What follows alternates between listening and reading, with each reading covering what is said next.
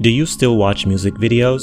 Some of you watching are probably saying, yeah. Some might say no, and some might be in the middle, which is where I find myself saying, not really, not at the volume at which I used to, or I don't have the enthusiasm to watch them as much. Music videos are not as important to the public as they used to be. Music videos are dying, and the music industry knows this, and they are scrambling, trying to keep the audiences engaged with other tactics. For this video, let's talk about music videos, why they aren't as important as they once was, and what's causing this, the different eras music videos went through, the history of music videos, and how YouTube played a part in its demise. I will also address Beyoncé and why she hasn't released her music videos despite releasing 2 albums from her Renaissance trilogy. I am Don, your pop culture boy. Let's get into it. Catastrophic. Music videos are created to drive traffic to an artist's single or project, a promotional tactic enhanced by strong imagery to evoke various reactions from the viewer. I wanted people to hear the songs with the story that's in my head. Music videos and its concepts are as old as dirt, span as far back as the 1800s, where artists use a device called a magic lantern. They'd project a series of still images on a screen simultaneously to live performances. Now this wowed the crowd back in the day. The technology was known as the illustrated song, and it was the first step towards the music video we all love today. Well, some of us. From the mid-1920s to early 1930s, the Vitaphone grew in popularity as it was able to project a picture/film while playing synchronized sounds, which were recorded separately on a record. The format replaced the silent film era, and it's been history ever since. During this era, they had short subjects or short films that included singing and dancing, and to watch these pictures, you had to go to the cinema or drive your convertible to a drive-in theater and make out with your school sweetheart. By the 1950s, musical shorts were revived and broadcast on TVs in the US. Music videos were perceived as important, but the movement wasn't as mainstream. The format and experience was very different back then. Now in the 50s, music videos were played on visual jukeboxes called scopitone. Hope I said that right. They first arrived in France, causing a domino effect where other territories created their own versions. In the 50s and 60s, most music promotional clips, which is what they call music videos back then, were filmed in studios and had a more pre-recorded live set feel. And some of these promotional clips weren't as simple as just in a studio performance, but had large and extravagant sets. Boots are gonna walk all over you. By the 70s, music videos had left the studios into the real world, and by the end of that decade, the broadcasting of music videos on TV became more recurrent in several countries. In 1981, MTV shook the landscape, launching their music videos 24 hours a day program with Video Killed the Radio Star by the Buggles.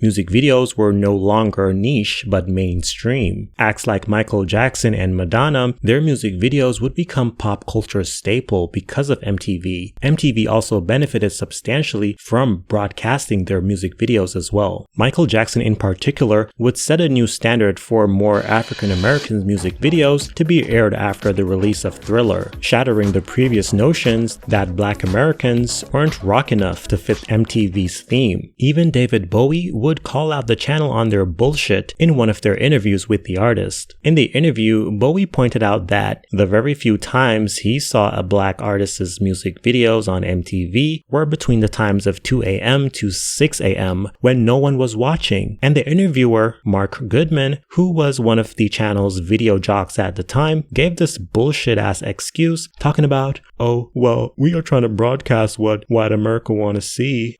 Kids in the Midwest will be scared of Prince. There'll be a lot of black artists making very good videos that I'm surprised aren't used on MTV.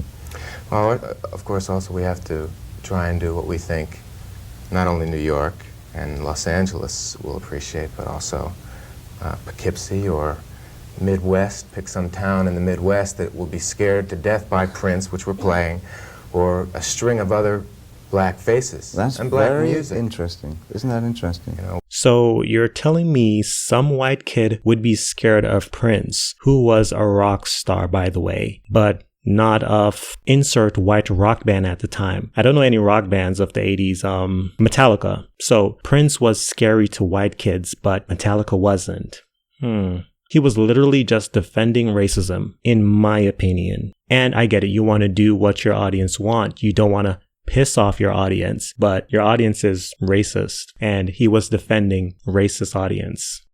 Thanks to MTV in the 80s, music videos became a staple in pop culture. And this was when a lot of people in the industry realized that making music videos was a great tool for musicians and the music industry on a whole. Music videos became a main event in households around the world, as now you could feel a little closer to your favorite artist and try to absorb whatever you can to emulate what was cool or hip at the time, the fashion sense, dance moves, and the rock star attitudes portrayed by bands. For me, music videos was a big thing growing up in the 2000s. We had top 10 countdowns like 106 & Park on BET and TRL on MTV. By that time, MTV shifted away from the whole 24-hour music video thing. Only in the early mornings before darting off to pursue your educational prowess. Don't dilly-dally. You'd see music videos being played back to back. I remember when the world premiere was a big thing. I specifically remember Chris Brown's world premiere for his music video Wall to Wall, and everyone was talking about it the next day at school. Although the internet was on the rise, platforms like Yahoo Music, which was sold in 2008, and YouTube would be buffering like a motherfucker. So, TV was the best way to experience music videos in the mid-2000s, and by the late 2000s, music videos became a lot more accessible on YouTube as it wasn't as buffering as much. Music videos were also accessible on the go, on handheld devices like your iPod.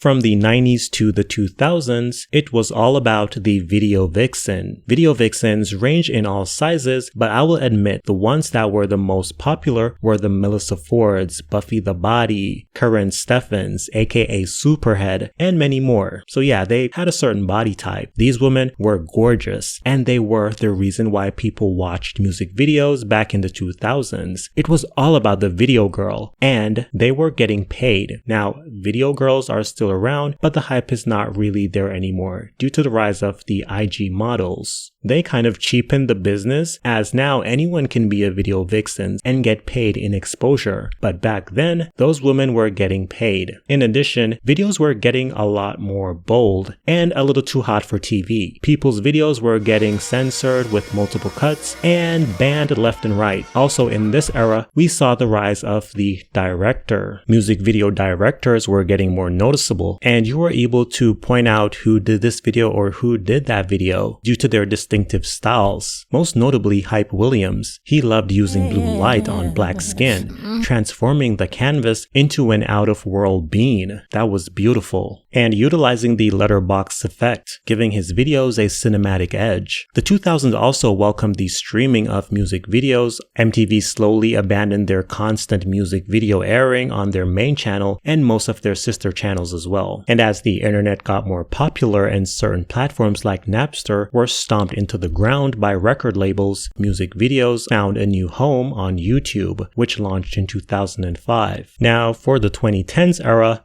I'd describe it as the YouTube/Vivo era for music videos. The views were racking in as YouTube was the place to watch the latest music videos. YouTube still had their dislike button on the platform, and on the topic of dislikes, Justin Bieber's Baby music video was the most disliked video with over 12 million dislikes. In the 2010s, YouTube views started to impact the Billboard charts as US main chart system could no longer ignore the impact of YouTube on the music industry. And it's kind of funny to see people acting shocked when it was announced that TikTok would also now influence the charts. Like, it's only fitting and it's nothing new. We also saw the rise of Baby nursery rhymes. Baby Shark dance music video, remember that, would also break records for having the most views on YouTube at the time and still hold the record to this day with over 14 billion views. Like, who the fuck is watching that shit? Oh, I'm sorry, the little babies, you know, the little kids. God bless them. Psych! Fuck them kids!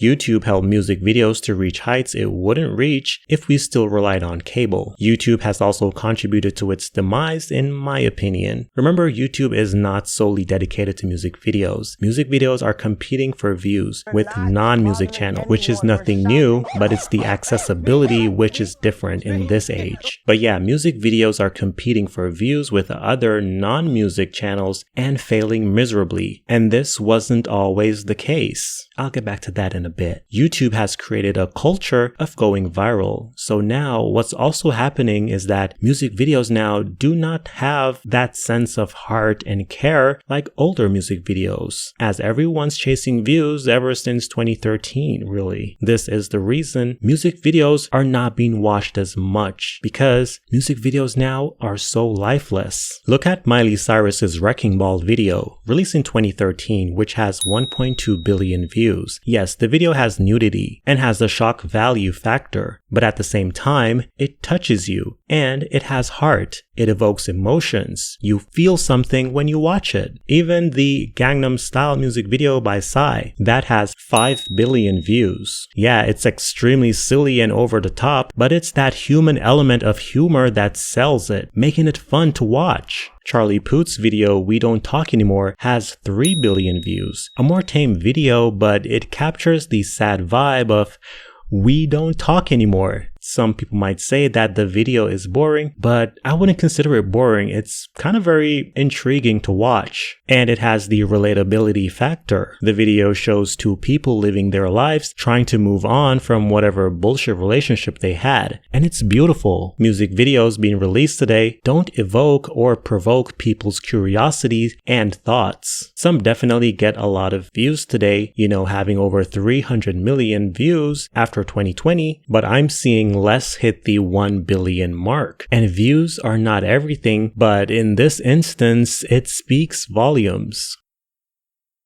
Music videos are no longer important, or so it seems. We are seeing big name artists struggle to crack 100 million views. The audience just doesn't care, and the people that do care are a dying breed. Music videos are not creative anymore. They are now very basic. And it's not like there are no creative music videos being made right now, but people are also just not interested. Sometimes the music videos are better than the songs, and people have caught onto that as well. Ariana Grande released 3 music videos this year, and only one of those videos has reached the 100 million mark. And if you guessed it, yes, it's the We Can Be Friends music video. And out of the 3 videos she released, that's the one with the most heart. And some of you might be like, well, it's Ariana Grande, it's not a big deal. Well, I think it is a big deal, because normally Ariana Grande would have already passed the 200 million mark. And now her music videos are struggling. And these are big budget music videos we're talking about. And to keep it real, it's not only that people don't care about music videos, but people also do not give a shit about these celebrities' projects in general as well. People don't give a shit about celebrities right now. Celebrities ain't shit.